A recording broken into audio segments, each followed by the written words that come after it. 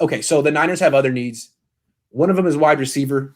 Kendrick Bourne was crucial for them. Never a full-blown starter, but a guy who filled in a lot, played about at least as much as Kyle Juszczyk. So what do you think the best way is to replace him, or how do you think the Niners will do it? So I was really opposed to the Niners drafting a receiver in rounds 1 through 4. Obviously, let's take one out of it, 2 through 4. And part of it is because I'm so sick of the resources they've invested into this position for basically batting 50-50. They hit Debo Ayuk, they missed Hurd Pettis, and they're all in the same range. Basically, beginning it. I mean, Ayuk was a late one, Debo was a really early 2. So kind of this similar value, and then Pettis was mid 2 and Hurd was early 3. So we're talking kind of in the same similar range of like 60 picks that these guys were drafted, and they're 2 for 4 right now. So when you've drafted 4 receivers fairly high, you would hope that you would at least have more than 2 starters on your list. So I do think that receiver is a position to need, and I do think they need to address it. I think part of what Kendrick Bourne brought was reliability. He was able to play 16 games the last 4 years, which they have not really had from any receiver. So that was huge.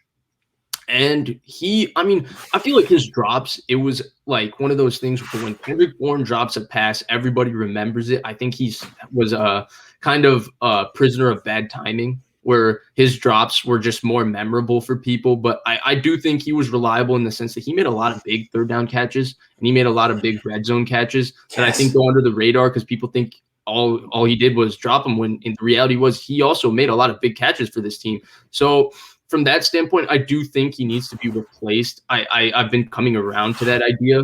Now, I wouldn't prefer that they go with receiver in the second round, but if they do, if Terrace Marshall's on the board, I feel like that's just too good value to turn down. I think he's basically a first round pick at receiver, but I think he would be perfect because he can line up in all 3 spots. He's got great hands. He's more explosive than Brown. He separates, not Brown, Bourne. He separates more than Bourne. So I think he would be a perfect fit because he also brings what Bourne brought. But otherwise, I think, I haven't gotten too deep into this draft just because between the quarterbacks and then trying to watch all the first round prospects so I could do a full mock with Blake soon. This has been hard, but we did do a video on this with Croc. Shameless plug to my channel, Blake and Vish Sports. Check it out if you can. But where he brought up a few names. He brought up a guy from Arkansas State, and he brought up a few other guys. And Arkansas State. Did he go to Arkansas State? Croc, I have no clue. Yeah. I forget. He might have gone. He went to somewhere in Arkansas. He lives in Arkansas. Or he might have brought Arkansas State. He brought up only Croc would know someone from Arkansas State. That's baller. I love Croc for that. That's tight.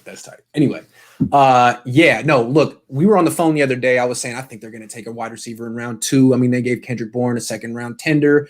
He's a crucial part of the offense.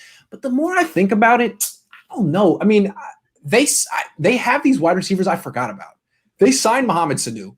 They still have Travis Benjamin. They still have Richie James that I haven't forgotten about. They still have freaking Jalen Hurd, Kevin White, River Craycraft. I mean, they could say, Jawan Jennings.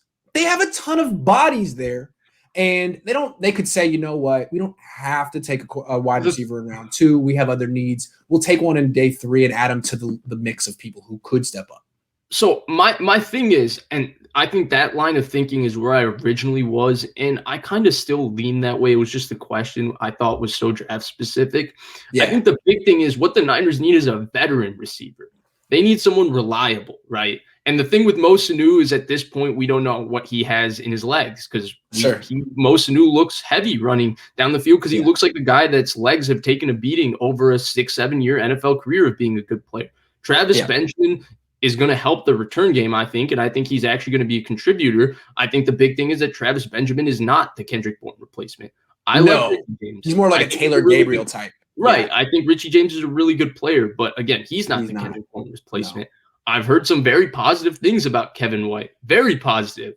But I'll have to. Yeah, it's true. Could be Kevin White. Kyle Shanahan likes River Craycraft, although he's not Kendrick Bourne. Right.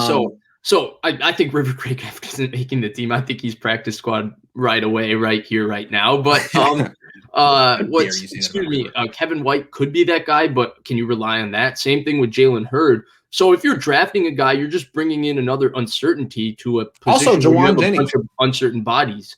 Juwan Jennings is another uncertainty that could be that guy. So I think that's where maybe somebody gets some veteran receiver that's pretty good, gets cut maybe post June 1st or before preseason or something, and the Niners can maybe bring him in and he can be that reliable third guy. Because he doesn't have to be much. He just has to be something. Kind of like the way Jericho Cotchery was for the 49ers in 2016 before Trent Taylor beat him out in 2017. And to be fair, the Niners don't necessarily need a one-for-one replacement for Kendrick Bourne. No. They also could get a smaller slot receiver like Trent Taylor, and that's a guy you can get in round 5. So it'll be interesting to see what they do.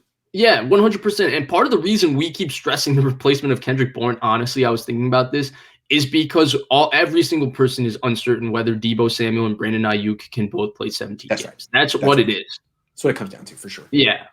RMJ Motoring says, Matt Mayoko's podcast today stated Lance or Fields should be the 49ers pick. Looks like he's off the Jones train.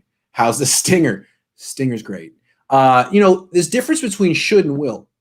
Mm-hmm. I like to do that a lot too. What you think they should do, what you think they will do. You don't like to do that a lot. You love to do that. That's your favorite thing to do. It's two different discussions. A prescription, a description. What do I think they should do? What do I think they will do?